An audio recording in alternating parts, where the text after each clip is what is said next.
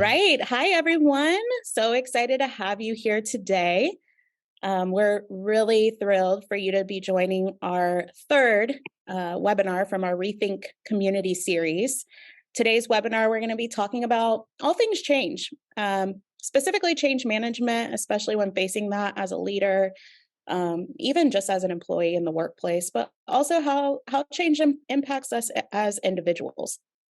And when we approached this topic, and we knew it was a much needed topic for our industry, when reviewing the state of the industry results from last year, this year, and just the normal dialect that happens, especially as a software company that serves this industry around change, we thought, who better to talk about change than our own CINC leadership team that's experienced so much change, especially in the last few years. So I am not only thrilled to have our leadership team, but I'm also very honored for them to share kind of the stories and what they've gone through as a team together.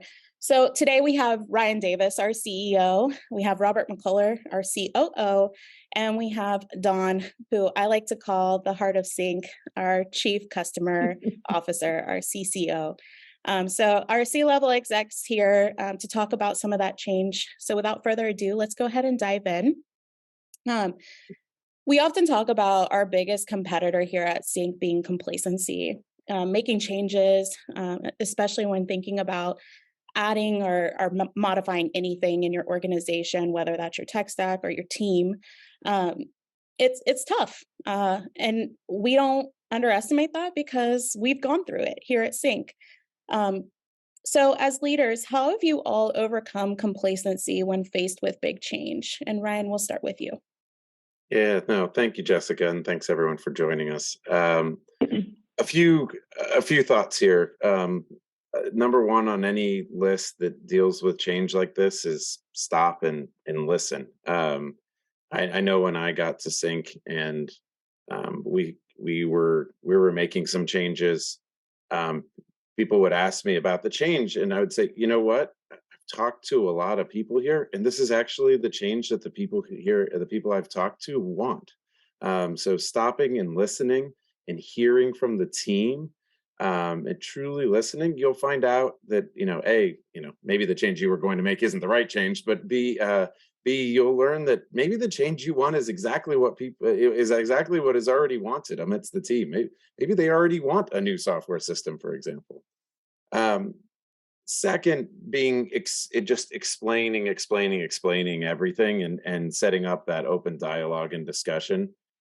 Jessica, I know you love the story of, when I started at CINC, the ability to get in front of people so that you could be shown as someone who listens and to explain was not easy. So to paint a visual picture, my first meeting with the team at CINC was right at those beginning days of COVID, and we gathered in the parking lot.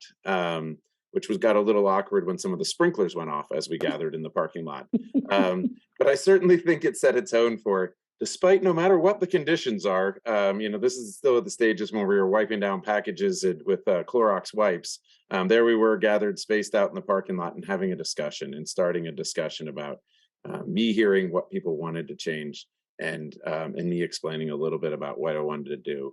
Because especially when it comes to new software or other changes, that just explaining, people will fill in the blanks with the worst. Why are you adding people? Well, that's a good thing. It's because we're growing or we're going to be growing. Why are we getting a new software? Is that because you're trying to replace me? I don't know. Gosh, I'd never thought that someone could think it was something bad. I'm doing that because I think it can make your job easier. The more explanation, the better.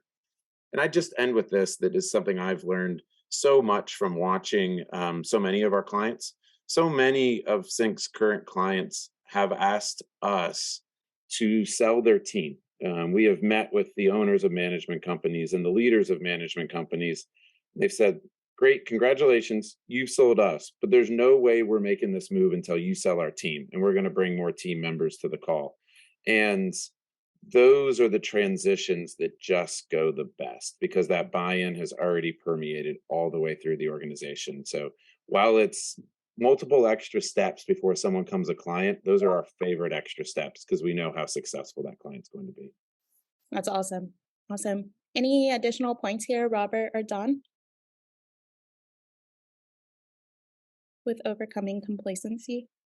I think just, complacency sometimes to me is a result of maybe not knowing, the solution to the problem that you're facing, or not having the resources to deal with the problem. So, I mean, I think back on my experience at CINC. I mean, we've spent, millions of the last couple of years, modernizing our tech stack. I think we've talked a good bit about, and but 6 or 7 years ago, I mean, we we needed to start that process, but we didn't have the resources then to do what we've done the last 2 years. But it was important to understand, at that point, what we needed to do in the long term, and then at least start making steps toward it. And so one of the steps we made is, hey, what will be impactful to our clients? And we kind of collectively said, well, we modernize the user interface, the way CINC looks and feels, and the way you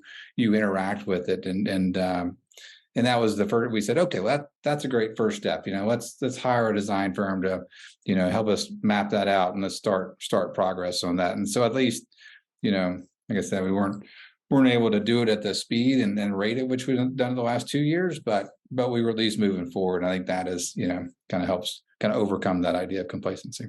Yeah, I love that you said that because a lot of times, to your point, we may not even know the pain points that exist with our day to day because we just know it as our day to day. And so if that curiosity doesn't kick in to, seek change or even understand what's available to improve, like we've done here with having to just ask ourselves and question our tech stack, is it running how we want it to run for the sake of our employees and our clients? We could be complacent and not even know it. So I love that you called out that sometimes, you just have to take baby steps and at least evaluate and see from there. Um, One change that can be specifically tough is organizational change, something we've also experienced here at CINC. Robert, can you share your thought process and insight on organizational change? Yeah, happy to. Happy to. I think the organizational change in my mind, if done well, is extremely healthy, right? And so, from your team perspective, and to you personally perspective, to your teams, to everyone around you, I think it gives massive, it gives great opportunity for growth, right? And so you can see team as you change the organization and how it operates, you give people the opportunity to work differently within the organization, which then, I think builds them and helps them grow and helps them, be energized and ultimately kind of helps with retention. So I think that's, that is one of the real benefits of it. I think from a business perspective, more broadly, I mean, as the organization evolves, you face different challenges today and tomorrow than you faced yesterday. And so how do you adjust to that? And so sometimes the teams that are, that you have in the organization, they haven't experienced like that kind of challenge before. And CINC is, what we've done over the last couple of years is a great example of that. I mean, I think we've, in 2018, 2019, we're like, wow, we've got this business we built, and it's got a great team. We've got great clients. We're doing great in service aspect, and we really want to take this business and go from here to here. And I think that, in order to do that, I mean, we really needed the experience of people that have done that before. And so, in addition to like doubling the size of the business from a staff perspective, we brought in really great leaders who've done that kind of evolution before and have experienced that in other places. And we've defined success as like, hey, we're successful if we bring in great leaders who can help us get from here to here, but also retain everybody in the business that has all that institutional knowledge that is so critical to continue to support our clients. And so that's, I think what kind of how we approached it, and kind of, how we felt like we were successful in doing that. So. That's amazing. I think it takes someone, truly, a truly remarkable and selfless leader to step back and acknowledge the ways that a company can grow, with adding and scaling and, expanding upon leadership with that experience for you to achieve the desire that you wanted for CINC. So I commend you a lot on that path to getting here and getting us here. Dawn, any further insight? I know you were big part of that change. Yeah, I think what has really helped us be successful through that is from my first day at CINC many years ago, I remember Bill telling me, our focus has to be our people and our clients. And throughout all of the changes at CINC, the questions we're always asking ourselves, how is this going to affect our team? How is this going to affect our clients? And because we've been consistent in that, and that is at the forefront of all of our minds when we're hiring, when we're creating new product, I think that's what has really led to this success. And Ryan alluded to it a bit earlier, the transparency.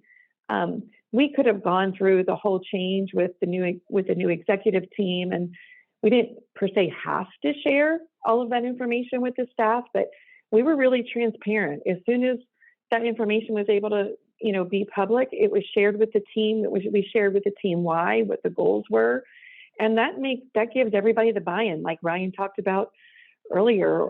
When we're selling CINC to a new client, when we sell to their team and they all buy in, that's successful. Same thing here at CINC. We had to get buy-in from our team, and the transparency there is, I think, what has also led to our success. That's awesome. Ryan, any further insight just on that whole experience of transitioning over to CINC and being a part of these types of buildups? I just, you hope that you when you're the person like me, who's the, of the folks on this call, the new person coming in, you just hope you run into people like Dawn and Robert. And when you come into a business who are so good at what they do and yet have the humility that they want to hear new things. So they were you can build a team of people who are so willing to share their knowledge and at the same time stop and listen. You're in really good shape. Yeah, wholeheartedly agree. Pretty awesome. So Dawn, you kind of touched on transparency and just the importance of it, especially when reflecting, and feel free to share kind of your journey here at CINC. I think it's really cool. But when reflecting on your career journey, how have you adapted to change to help team members and customers also take on the change? I know you kind of mentioned transparency. Any further insight there? Wow, I think like listening, Ryan talked about it before, and Ryan and Robert can attest to this. I ask a lot of questions. I really need to understand everything before then I can go out and share it with either the customers or with my team. And at CINC, I've experienced a ton of changes. I started at CINC as just like part-time. I was just hired to record some videos for them because I was a stay-at-home mom. Obviously, things have changed a lot. And 2 weeks after I started, the person that was doing our sales demos, she unexpectedly left. And so the tech people looked at me and said, okay, you're the only business person. You're going to start doing demos. And immediately I was like, I don't know anything about this industry, but our clients, they immediately jumped in. The clients that we had at that time taught me about this industry. And I continue to learn from our clients. The majority of my job is client facing. So I'm lucky I have that. And what's been great to see with our client base is how everything has shifted. Our clients have to shift with the needs. Homeowners today are totally different than homeowners 10 years ago. And that's why we're constantly changing and constantly trying to get that feedback from the clients so that we can figure out, what do we need to do from a product side to help their clients. Yeah, that's awesome. Incredible. Ryan or Robert, any additional pointers here on just helping our customers and teams adapt to change? One piece of advice I got that I think is really good is a lot of times change is hard because you don't have the time for it. And so consistently being scheduled only to a certain percentage, especially in the leadership role, only being scheduled to 70, 80%, that you're not back to back, window to window, that there's no time. And then using that extra 20, 25% of time to work on whatever's most important.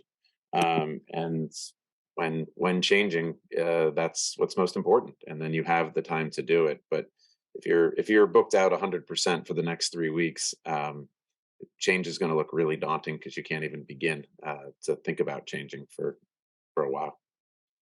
Yeah, I love that you said that because it's so true. If we're running so hard and we're not intentional about carving out that time to even evaluate where we stand or where we're going, it's hard to even see an opportunity to evolve and change or to make space for it, right? Like you said. So I love that you made that pointer. Um, Going into that and kind of following up, one of the biggest hurdles to change is the mentality we have about it. So, how have the three of you overcome fears or objections personally or as leaders when it comes to just that mentality about change? And Robert, we'll start with you.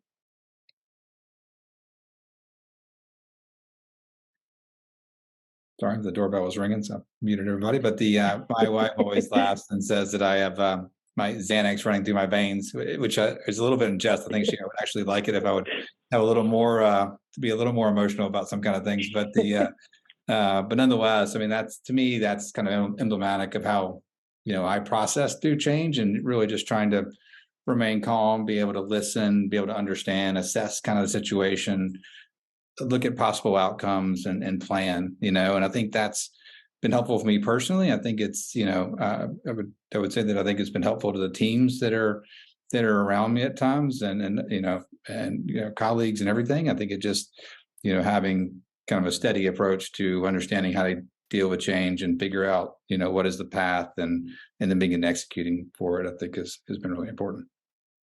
I love that. Dawn, Ryan, any further thoughts here on just kind of overcoming any mentality, any fears or objections on change? For me personally, I read a lot outside of the questions that I ask, but I read a lot. And many years ago, I read a book called Who Moved My Cheese?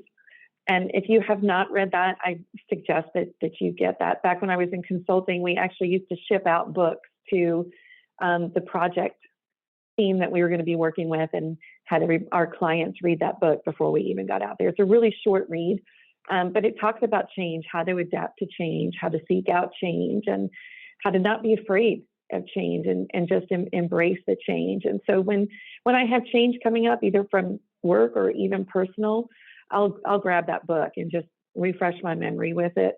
In fact, our account management team right now is reading that book together, to help all of us adapt with all the changes, that are going on. And I think just reminding yourself, I think Ryan talked about it earlier, we can be complacent and not make a decision and not move forward with different things. And in doing that, you really are making a decision, and if you don't change, you could become extinct. We've got to keep changing and evolving. And that's what's so great about the executive team here at CINC, and everybody that supports us, and how open they are to that. Awesome. I'd just add, it's that wonderfully said, Don. And it's, you talked about a lot of gathering information there, right? Gathering information, gathering data, and sharing that data. For me, that information, that data makes me comfortable. And frankly, those are, again, the situations where I see wonderful examples from folks who are our prospects and become our customers, who ask us questions about, data-driven questions on, okay, so I see this, how many of your clients get financials out in the first 5 days of the month? Oh, it's a lot, the overwhelming majority, right? How many can I talk to a client who's an existing client who does this? Yeah, absolutely. We've got lots of people who switch from that system to us.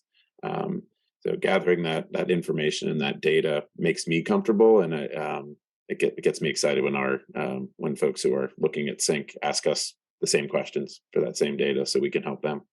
Definitely.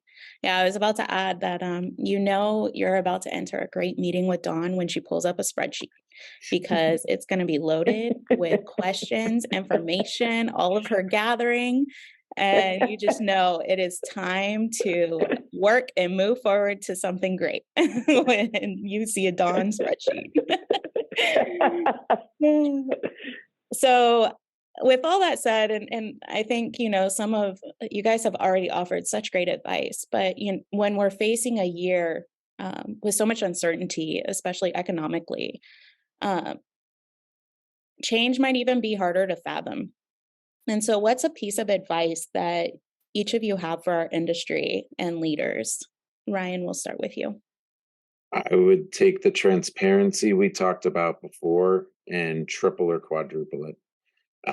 This what this is a very good, strong industry, as folks on this call know, to be in economic times. That I know what some of the challenges can be, but compared to other industries, this is a really good industry to be in. And a lot of the leaders of association management companies know that, but not every employee does. And the example I would give is this: we hired about 80 people at CINC last year. We're going to create at least 50 jobs this year at CINC. And yet, when we have a monthly all hands meeting, we let everybody submit anonymous questions. And every month, there's still a question of, should we be worried about layoffs? And say, no, you do not need to worry about layoffs. We're actually trying to add rapidly. We're growing incredibly quickly. And we're making sure we add to keep up with that growth. It's the opposite. We're trying to grow. But I could be lulled into thinking that we've been growing so much and everyone must know that we're going to keep growing and not say anything about it. And that question every month, frankly, is a reminder, but shame on me if that question's being asked every month. It doesn't matter how many times I've said it. I haven't said it enough. I haven't said it the right way. I haven't explained it enough that we're fortunate enough to be a really rapidly growing company in an industry that does great. You should feel good. In fact, go find friends. We need more good people to come work here.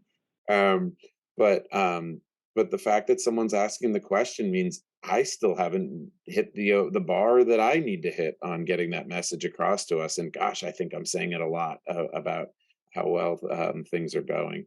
So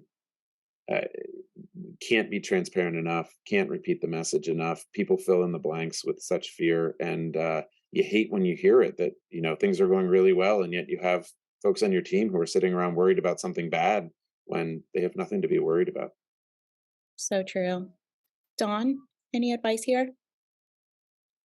For me, from my position, I would say, really focus on those customers that you have. I know it's, for management companies, it can be a volatile industry. We see associations move from management company A to B to C and then back to A again. It's expensive bringing on new clients, right? It costs more than retaining your clients. So, focusing on your clients and listening, what are their needs? Like what we're doing today. And our big focus this year is communication as far as development goes. And that's because we want to, help our clients stay with our company mission of making living in a professionally managed community a great experience. Continuing listening to your customers, what are their needs, and doing what you can to meet those needs during this time. That's how we have, back, 2007, 2008, when we went through a difficult financial time as a country. And we just kept the focus. And again, I think this industry is probably a little bit more recession proof than others, but it's still something to be cognizant of. Great advice. Great. Robert?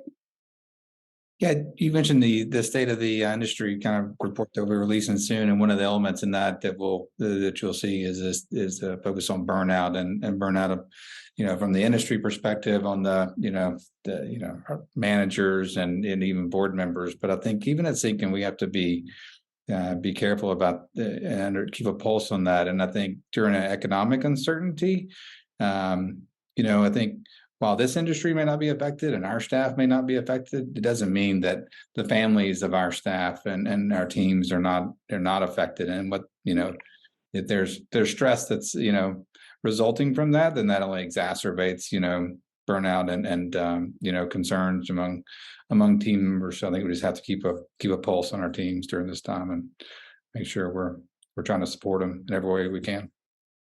Yeah, great advice. So I love that you guys brought up state of the industry. One little nugget that really reinforces the advice given here today is that we're seeing a trend of a lot of our association management companies who have the goal in mind to grow their portfolio. But awkwardly enough, they also have a large percentage of turnover on their portfolio. And so I think all of the advice given here today is so on point with not only for your staff and your team, but also to Dawn's point of keeping the focus on serving your customers and serving them well. So that you're leading for your customers and your team rather than leading with that fear or leading with the fears or uncertainty about what's going on economically or maybe what's going on, with some of our counterparts in other industries.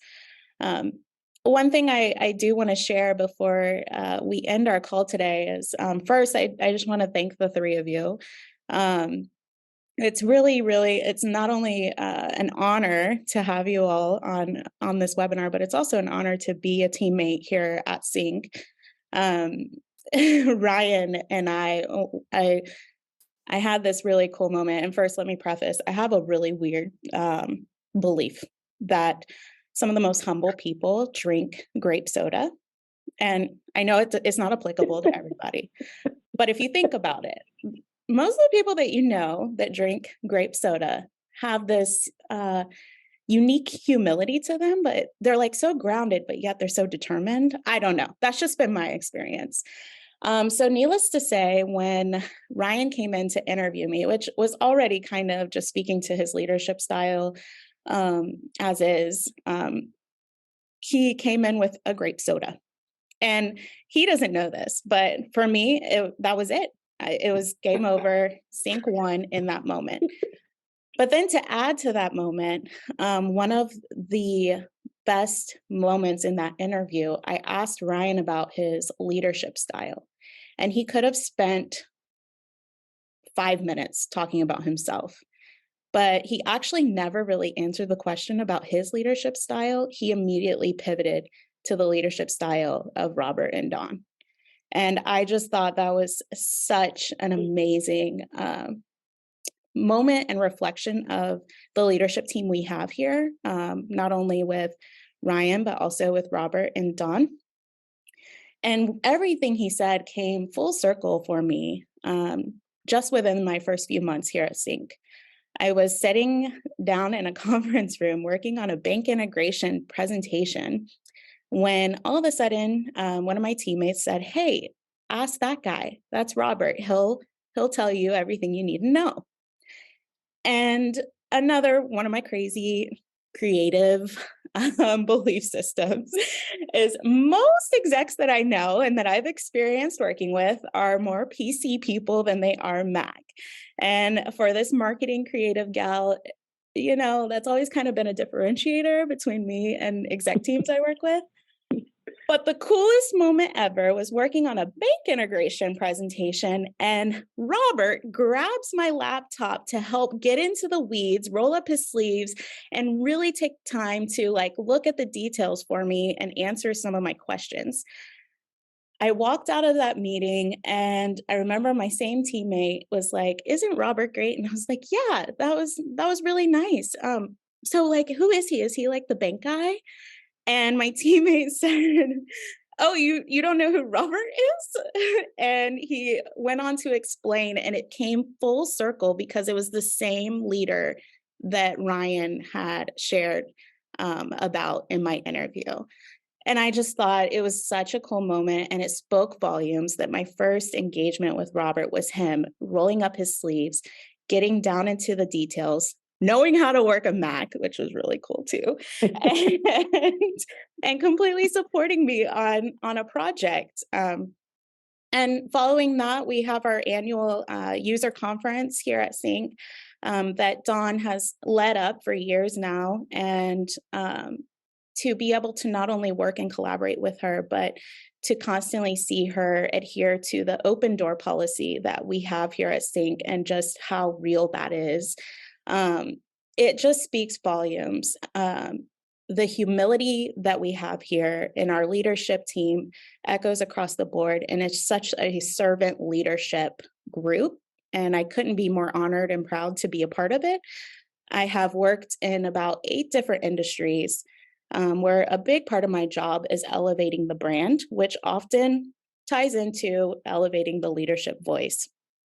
And I have to say, CINC is the first time in my career where I want the brand to reflect our leadership more than I care about our leadership team reflecting the brand.